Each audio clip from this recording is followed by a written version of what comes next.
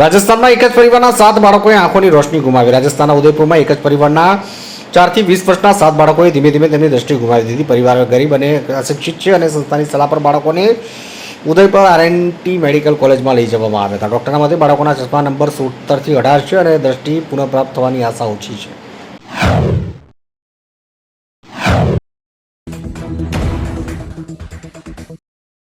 UPI દ્વારા 10 લાખ સુધીની ચૂકવણી કરી શકાશે. સરકારે મર્યાદા વધારી. National payments corporation of India એટલે કે એનપીસીઆઈ યુપીઆઈ દ્વારા વ્યક્તિથી વેપારી P2M ચૂકવણીની મર્યાદા વધારીને 10 લાખ પ્રતિ દિવસ કરી છે. આ નિર્ણય 15 સપ્ટેમ્બરથી અમલમાં આવશે અને હવે યુપીઆઈ વપરાશકર્તાઓ મૂડી બજારો, વીમા, ગેમ પોર્ટલ, મુસાફરી ક્ષેત્ર, લોન અને EMI માટે ઉચ્ચ મૂલ્યની ચૂકવણી કરી શકશે, જ્યારે P2P ચૂકવણી માટેની મર્યાદા 1 લાખ દિવસ રહેશે.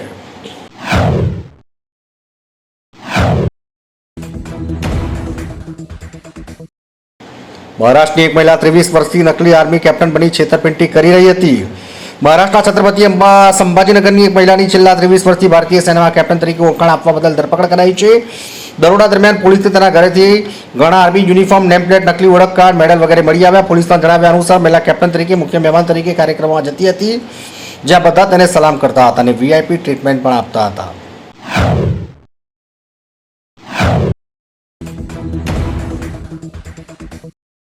કંડલા એરપોર્ટ પર ટેકઓફ દરમિયાન સ્પાઇસ જેટના વિમાનનું પૈડું પડી ગયું. આજે કંડલા એરપોર્ટ પર કંડલા મુંબઈ જઈ રહેલા સ્પાઇસ જેટનું વિમાનનું એક બાહ્ય પૈડું ટેકઓફ દરમિયાન પડી ગયું. વિમાને તેની નિર્ધારિત મુસાફરી ચાલુ રાખી કોઈ પણ પ્રકારની મુશ્કેલી વિના મુંબઈ એરપોર્ટ પર સરળતાથી ઉતરાણ કર્યું. બધા મુસાફરો એરપોર્ટ પર સુરક્ષિત રીતે ઉતરી ગયા અને ઘટનામાં કોઈ ઈજા થઈ નથી.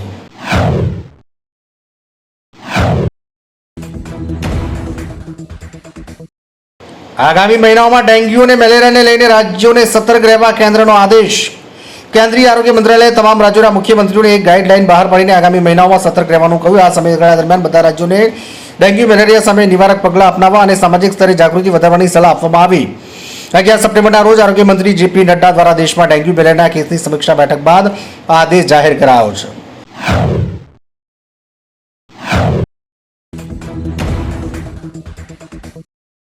સુરતમાં 18 વર્ષની બાળકી પર ફરી વળી સ્કૂલ વાન. સદનસીબે બાળકીનો બચાવ. Video viral.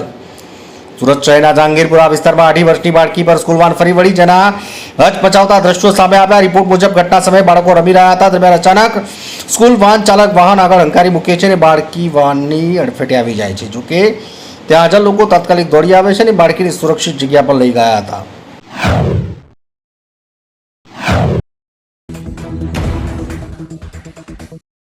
ચાઇનીઝ દોરી તુક્કલ પર પ્રતિબંધને લઈને ગુજરાત હાઈકોર્ટે હાથ ધરી સુનાવણી. ગુજરાત હાઈકોર્ટમાં ચાઇનીઝ દોરી અને તુક્કલ પરના પ્રતિબંધને લઈને થયેલી સુનાવણી દરમિયાન રાજ્ય સરકારે એક મહત્વપૂર્ણ નિર્ણયની જાહેરાત કરી છે.